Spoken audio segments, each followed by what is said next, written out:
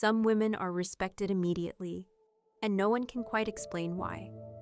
It's not beauty, not volume, not even confidence in the way we usually define it. And yet, rooms adjust around them. Conversations soften. Attention organizes itself before they've said anything at all. This can feel confusing because you can do everything right, speak clearly, dress well, be intelligent, capable, prepared, and still feel slightly overlooked, slightly underestimated. But here's the deeper layer. Respect is not only built over time, it is predicted in seconds. The human mind is constantly scanning for signals, not just what you say, but how quickly you say it, how much you say, what you tolerate, what you ignore. And from these small cues, people form a quiet conclusion. How should I treat you? This is where silent status lives, not in performance, but in micro decisions, repeated consistently over time. And this is where it becomes interesting, because most people are not lacking value. They are leaking it in subtle, almost invisible ways. 1. She does not negotiate for likability.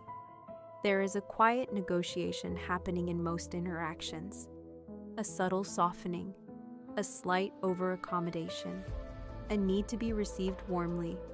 It's rarely obvious, but it's felt.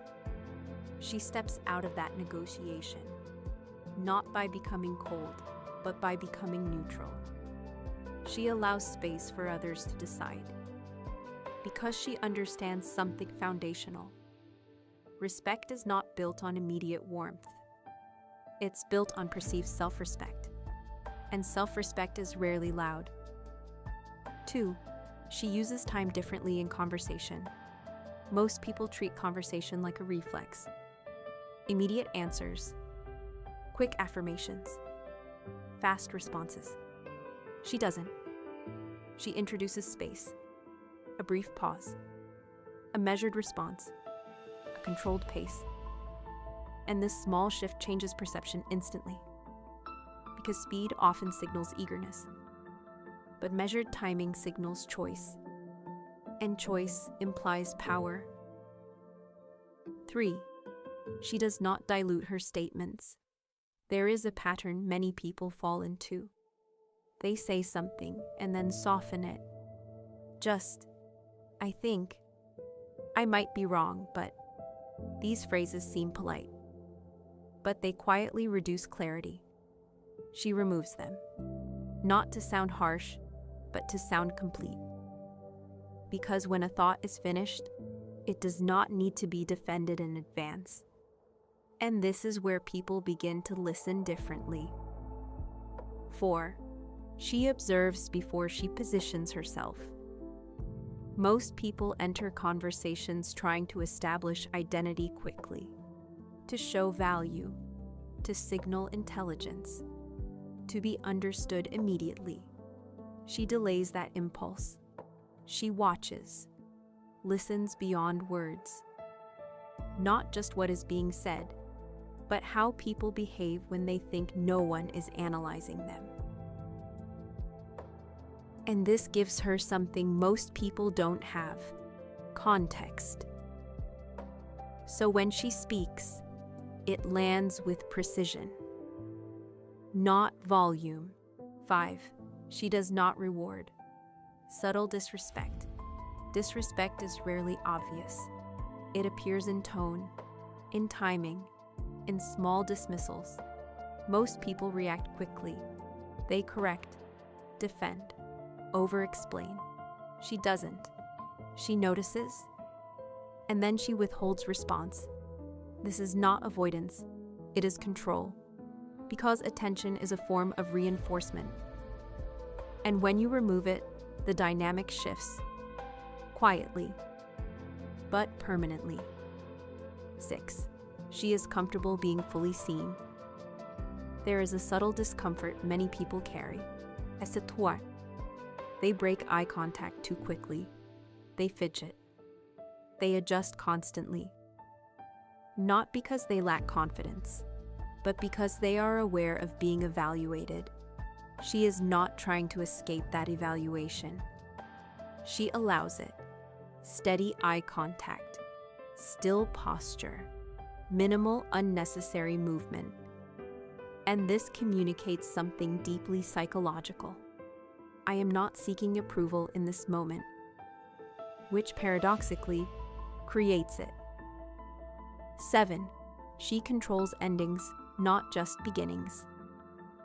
Most people focus on how they enter a conversation. Very few think about how they leave. So they linger, overextend, wait for social permission to exit. She doesn't. She recognizes when something has reached its natural conclusion, and she closes it. Calmly, directly, without apology. And this does something subtle but powerful. It establishes that her time has structure.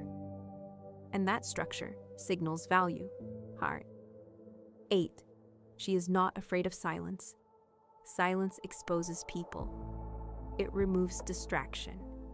It creates space where nothing is being performed. Most people rush to fill it, to ease tension, to maintain flow, to avoid discomfort. She allows it because she understands something most people never fully realize. Silence is not empty. It is revealing.